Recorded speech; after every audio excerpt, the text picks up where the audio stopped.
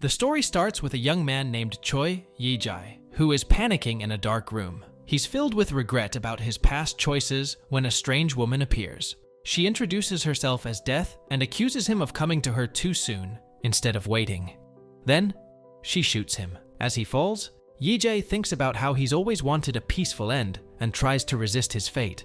In a flashback, we see a more hopeful Yi-jae, excited about an upcoming job interview at a major company called Taikang. He talks to his supportive girlfriend, Lee Jisoo, and it's clear he's worked hard to make it this far, even without finishing school.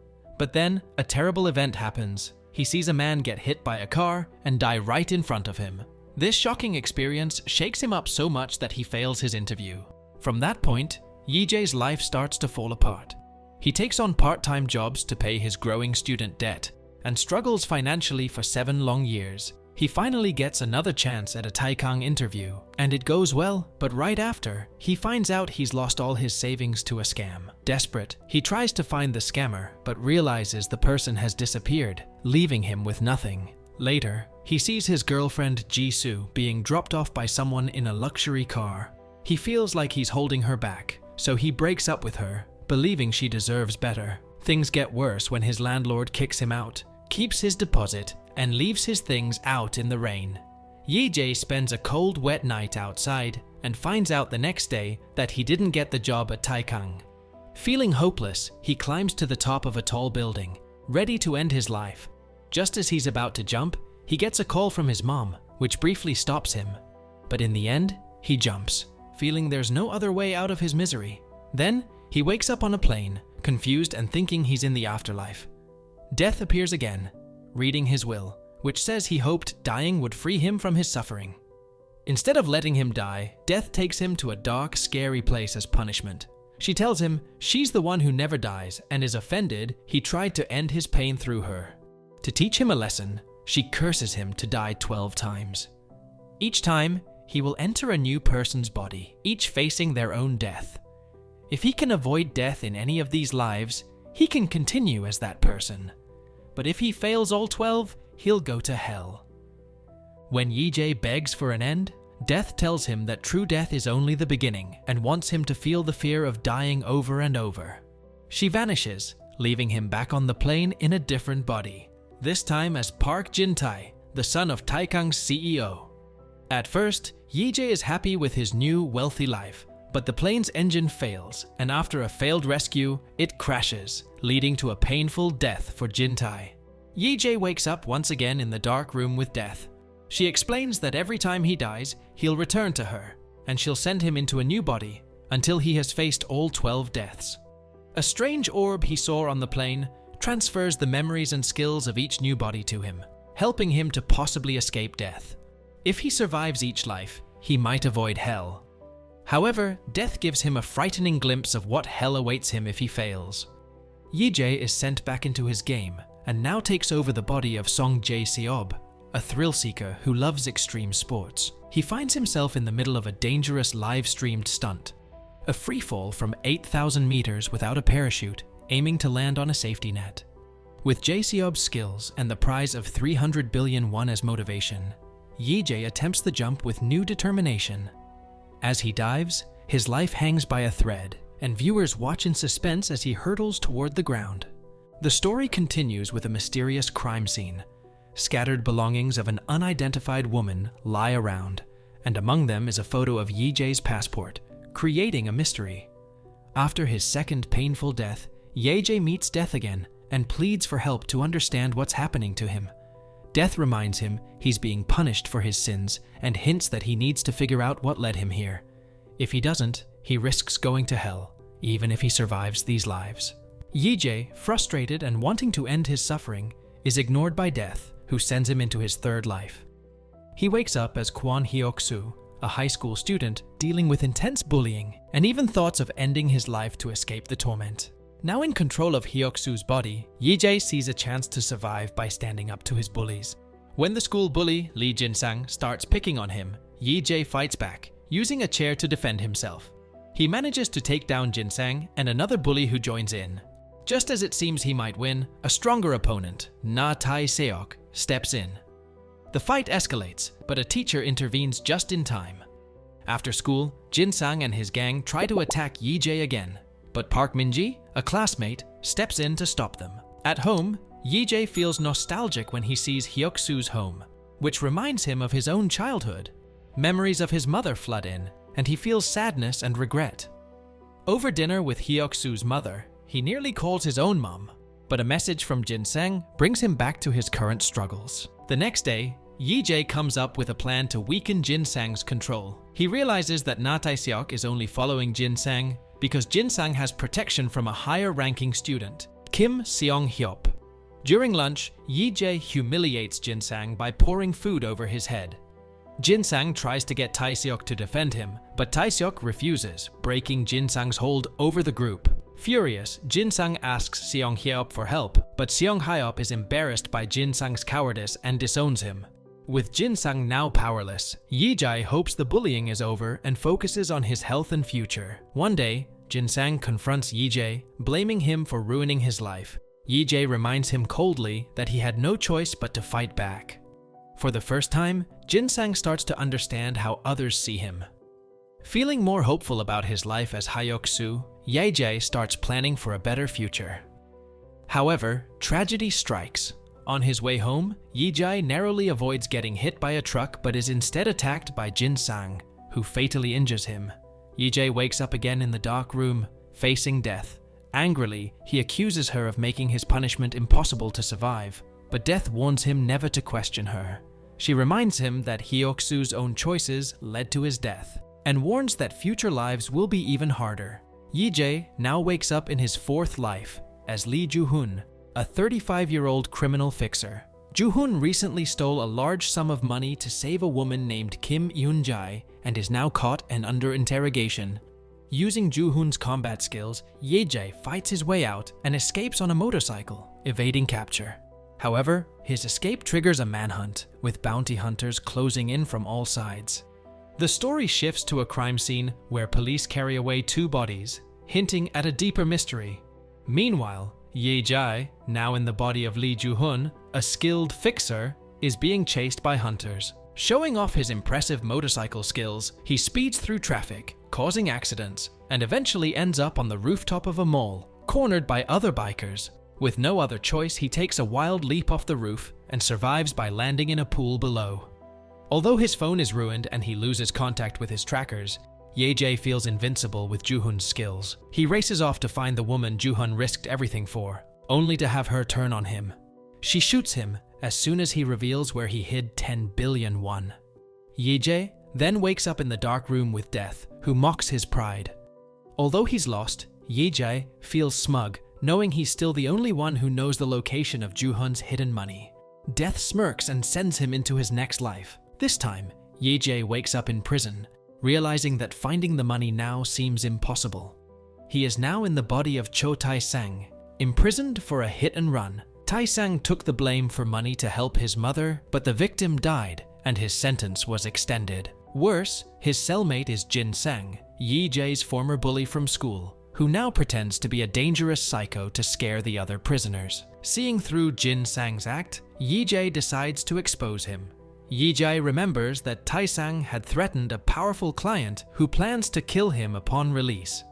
During a prison fight, he realizes that Tae-sang's sharp instincts could help him survive. Later, he befriends Kim Ji-young, a fellow inmate who talks about his regrets, making Yi-jae reflect on the lives he's wasted. The next day, Yi-jae sees Jin-sang sharpening a weapon to kill him. Instead of fighting back, Yi-jae pretends he can speak to the dead, convincing Jin-sang that he's been in contact with their old friend, Hyuk-soo, making Jin-sang uneasy. On his release day, Yi-jae refuses the payment Tae-sang was promised by his dangerous client, wanting to lead a simpler life. He goes to the beach and finds the 10 billion won Joo-hun hid. Considering what to do with his newfound fortune, Yi-jae gets a call from Tae-sang's mother, reminding him of the calls he ignored from his own mother. Deciding to meet her, he gives her a portion of the money and hides the rest in a locker, planning to return for it later. However, he's being watched. Just as he's about to meet Tae-sang's mother, a man seeking revenge attacks him for the hit-and-run victim. They struggle, but the attacker flees when footsteps approach. Yi-jae's relief fades as he realizes the visitor is his prison friend, Kim Ji-young, who's also come to kill him for a reward. Ji Young stabs him. Yi-jae finds himself back with Death, who points out his selfishness and the harm he's caused. Death sends him into his next life. Yi-jae finds himself reincarnated as a newborn, crying in a restaurant. His mother, embarrassed, apologizes to the customers, then takes him to the car and drives off. At home, things get worse. His mother handles him roughly, leaving him feeling scared. His father, who seems friendly at first, turns harsh, feeding him expired food and scolding him when he spits it out. When his mother starts smoking inside, Yi-jae realizes he's in a dangerous environment. Luckily, a police officer and a child protection worker come by, alerted by a hospital's concerns about possible abuse. But when they see his father is also a child protection officer, they leave quickly, leaving Yi-jae feeling helpless. Hoping for rescue, Yi-jae cries, but this only angers his mother more. She blames him for her struggles, and in a terrifying moment, she suffocates him with a pillow. Yi-jae wakes up in a new life, this time in a train station. He has only minutes to retrieve his money from a locker before it's confiscated. Rushing, he grabs the bag just in time and catches a glimpse of himself in a mirror. He's in the body of Jang Gun-woo, a handsome model who gets a lot of attention. At the cafe, he's surprised when Lee Jisoo, his ex-girlfriend, walks in. Memories flood back, and he realizes she still visits daily, even after their breakup. One evening, after seeing Jisoo off, he overhears news of an accident involving a cafe regular. Fearing it's Jisoo, he rushes to the scene, relieved to find her safe. She opens up about the struggles she faced after he left, and they bond deeply. As Yi-jae spends more time with Jisoo, he finally reveals that the character he's been describing is actually himself. Shocked, Jisoo struggles to believe him. Just then, a red car speeds toward them, hitting them both. Jisoo dies instantly, and Yi-jae, barely conscious, realizes the driver is Park Tae-woo, the same man linked to his tragic ends. Park ensures Yi-jae's death, leaving him back at the gates of hell. Filled with rage, Yi-jae confronts Death, vowing revenge on Park Tae-woo. In a final act of desperation, he grabs a gun and fires at Death, determined to escape his endless suffering. The scene shifts to a dark warehouse, where an influencer is live streaming a confrontation with a man accused of assault and murder, hoping to expose him. But suddenly, a mysterious stranger steps in, saves the accused, and then kills him in a gruesome way, chopping him into pieces. The stranger uses the blood as paint for his twisted artwork, treating the entire scene like a disturbing art project. In a familiar dark space, Yi-jae meets Death again. Filled with anger and grief over Jisoo's death, he lashes out at Death, even trying to shoot her. However, Death calmly reveals that Jisoo's fate was already decided, and that Yi-jae's revealing his identity only made her final moments more complicated. Burning with a desire for revenge against Park Tae-woo, who he believes caused Jisoo's death, Yi-jae is determined to return and confront him. Death warns that she will stop him if he tries to kill anyone, but Yi-jae dismisses the warning, saying that's what humans do.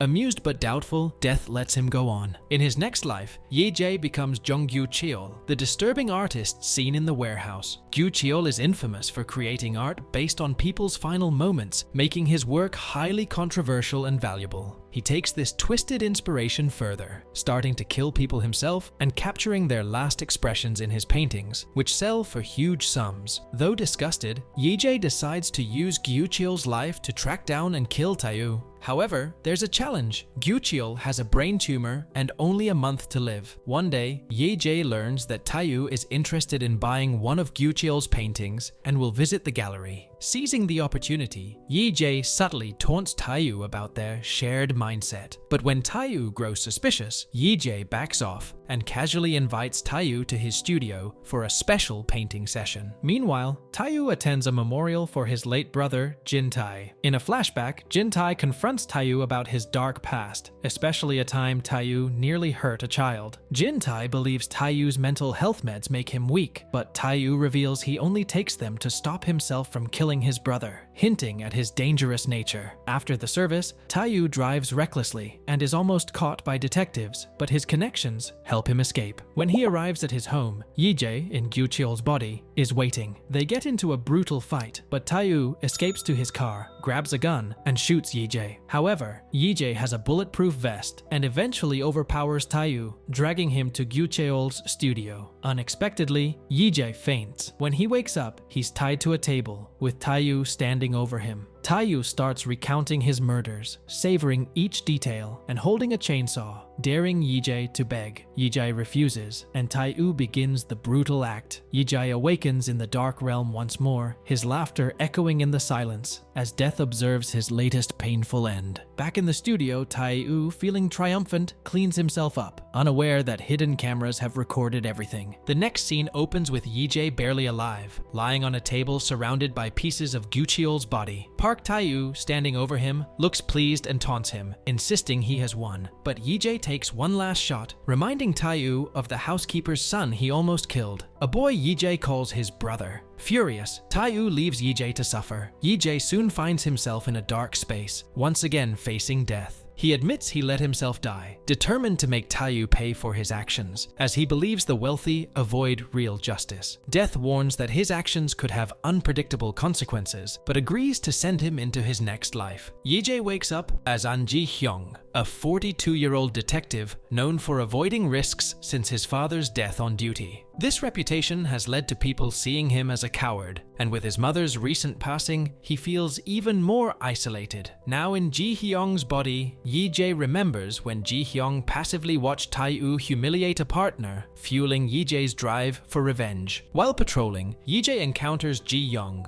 the person who killed him in his first life, arguing about a debt. Yijay records a confession from Ji-young, who takes him down and surprises his colleagues. Ji-hyung quickly gains popularity online, even impressing his team leader. Yijay then visits Guchil's studio, transferring files to a flash drive and erasing evidence before the police arrive. Ji-hyung's partner notices something suspicious, and later, when Taiyu drives by the studio with his secretary, Yijay taunts him, making Taiyu feel uneasy. Realizing he's in danger, Taiyu calls his cleaners to handle Ji-hyung. Yijay hands the flash drive with evidence to a reporter. Later, Ji-hyung's partner confronts him about deleting files. Yijay explains he's trying to expose Taiyu, knowing the police wouldn't act otherwise. Soon after, Taiyu learns Ji-hyung has a video of him killing Guchiol and prepares to confront him. The two meet, and Taiyu tries to negotiate, but Yijay, in Ji-hyung's body, refuses, calling him a deluded lunatic. Taiyu, rattled, plans to silence him with help from another officer. As Yijay prepares to go public with the evidence, Taiyu twists the story, presenting himself as a hero who captured Guchiol. Public support shifts in Taiyu's favor, and the charges are dropped, costing Ji-hyung and his boss their jobs. Under Taiyu's orders, police officers kidnap Ji-hyung, intending to keep him alive until Taiyu returns from a trip. But Yijay has anticipated this, planting a bomb on Taiyu's plane. With no other choice, Taiyu escapes with a parachute tracked by Yijay, who soon finds him and runs him over with a car. As Yijay moves to end things, Death suddenly intervenes. He spots Jisu's pen falling from his pocket, a reminder of his humanity. In that moment of hesitation, Taiyu lunges at him, but a gust of wind pulls Taiyu's parachute into the path of an oncoming truck. Yijay takes his partner's young daughter out for snacks, trying to ease her fears. She opens up, sharing that she worries her father will be harmed at work. Yijay promises he'll always protect her father. Not long after, Yijay and his partner chase a suspect who leads them to the rooftop of a tall building. The suspect, realizing he's trapped, pulls a gun and starts shooting. Yijay's partner is shot in the leg, and Yijay is hit in the arm.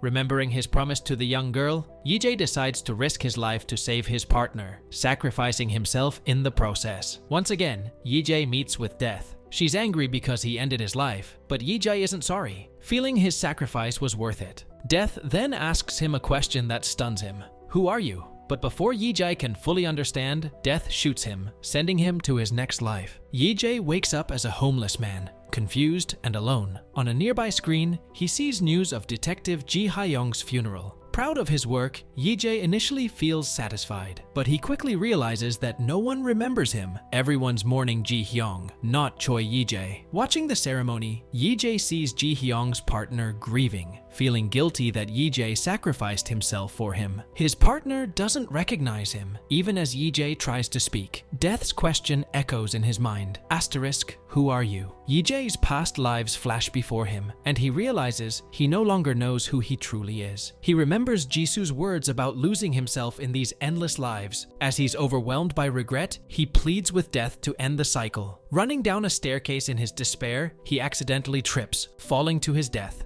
Meeting Death again, Ye-jae is ready to move on, but Death senses he hasn't yet learned what she intended and decides to play another trick. She resets time, sending him back into the life of the person who took his own life. In this new timeline, Ye-jae finds himself struggling and sinking deeper into despair. Eventually, he ends up injured, lying behind Tae-woo, who sees him and imagines that Ye-jae is looking to him for help. Tae-woo, mistaking himself for some sort of savior, watches Ye-jae die. Death appears and reminds Ye-jae that she had given him a chance to reset his life, yet he had failed again. Ye-jae insists that death is just a way to end his suffering, ready to abandon the next life she gives him, but Death isn't finished yet. She hints that the next life might be more challenging than he thinks, and true to her word, Ye-jae wakes up in a completely unexpected situation. He's living as his own mother. Ye-jae opens his eyes and finds himself living in his mother's body. He decides to honor her by taking her on a trip to Mount Obong, his parents' favorite spot. He climbs the mountain despite the pain, wanting her to see the sunset from the top and enjoy a moment of peace. Standing together, he silently apologizes for breaking his promises, holding her hand and treasuring the view. As night falls, Ye-jae begins his descent, but loses his way in the darkness and tumbles down a steep cliff. Exhausted, he almost gives in to the thought of death, but reminds himself he cannot die in his mother's body. Forcing himself to crawl back up, he is eventually found and wakes up in the hospital. Overjoyed that his mother's body is safe, his thoughts turn to her crying over his body in the morgue, pleading for him to wake up so they could go home. At that moment, Ye-jae finally understands the full weight of his mistake. He realizes that he had let fear and self-doubt control him, ending his life before it could bloom. He had feared failure, feared falling behind, and feared rejection. But now, he sees life differently. It's an incredible opportunity. The pain he once thought was his whole world is only a small part of it. Life has many days, some rainy, some windy, and some sunny, all making it worth living.